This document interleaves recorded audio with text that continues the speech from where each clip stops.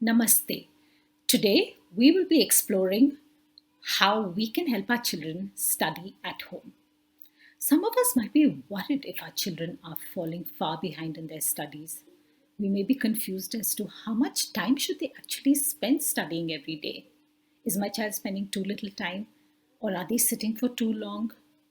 We also may be wondering how best we can help our children during this time with some maybe challenging subjects. Today, we are going to look at some of the guidelines that may help you at home. Remember that these are guidelines and use what is best for you and your child. First, let's look at study routines. I may have a child who finds it very beneficial to say study at a particular time every day. So, to a child like that, I might set a time like 10 a.m. every day for study. Or I may have a child who does not enjoy a specific schedule. In that case, I might say 2 worksheets before lunch, depending on the work and the age of the child. Before we set a particular amount of time that a child should sit down to study, we first need to take a step back and observe our children for a few days. Observe how long do they actually sit down to study. You may find that it's actually very different for different subjects and according to their interest, of course. When do they sit down to study? Is it when they are alert? Or is it after some screen time, right after a meal where they're sluggish? Is it at the end of the day? So let's just observe first what is happening when they sit down to study. Once we have that information, let's look forward on helping them. Firstly, if it's not a time when they're very alert, we would change the time of their study. Secondly, if we find that our child, who we would like to sit for 40 minutes at their desk, is unable to sit for not more than 10 to 12 minutes, we need to then reset our expectations for the short term. There is no harm in wanting our children to sit down to study for 40 minutes or more. But if our child is unable to sit for not more than 12 minutes, we would want to start with 15 minutes. Before they sit down to study, you want to tell them what your expectations are, get their worksheets, get their pencil cases, everything that they need, set an alarm there right by their desk if necessary, and set a timer for 15 minutes for which they cannot get up from their seat for that time. This time can slowly be increased.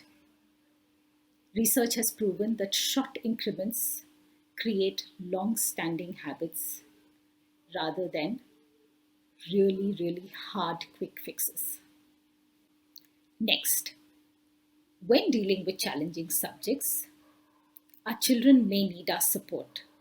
So it would be a good idea to actually get them to work on those subjects when we can be accessible with our time. If you're a work at home parent and this is very hard for you during the day, maybe have a grandparent accessible over the phone, an aunt or an uncle. If that is not possible, might be a good idea to prepare some material ahead, either on YouTube or on Khan Academy, and videos online that they can watch, which helps them understand a concept or which will help them with that task. Sometimes our children struggle because they've not had enough repetitions or revision of the concept. Why is it that all children are so fluent in the alphabets? Because at a very young age, it has been constantly repeated. As they grow older, the concepts are built upon each other much faster. It might be a good idea at this lockdown to step back and spend some time on these core concepts. Depending on which grade they are, I'm sure if you do reach out to your teachers and the school to identify what those core concepts are, they will be willing to help you. And lastly is study reviews. Study reviews can be done weekly, twice a week, or even every day. The value of study reviews is so that we know how much work is done and when work is not done, why it's not done. It is never to blame our children to show them what work they have missed doing. When we do regular reviews, it really helps our children and gives them a lot of insight into how they can actually work better. We have some resources on our website parentingmatters.in which may be helpful. We have put up some free resources. We have collected them and they're all in one place. So do visit our website.